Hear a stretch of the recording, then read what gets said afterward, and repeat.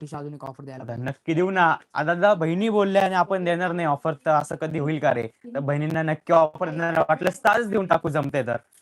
फक्त आणि फक्त आपण ही साडी देणार आहे.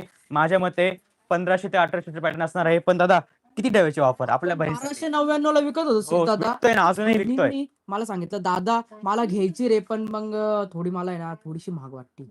हा. ताई म्हणे तू 100-1 रुपये कमी केले ना, दादा तुम्ही घे. महाग नको वाटून देऊ बरं प्रत्येक ताईंना. बहिणीचं असं म्हणणं होतं दादा 100 रुपये तरी कमी कर तुम्हाला. हम्म. पण डायरेक्ट 150 रुपये कमी केलेले आपण. 1150 रुपयामध्ये ठेवलेली आहे. ओके ताई बाबा. म्हणायचं मला, दादा 50-100 तरी कमी कर, दादा 50-100 तरी कमी कर.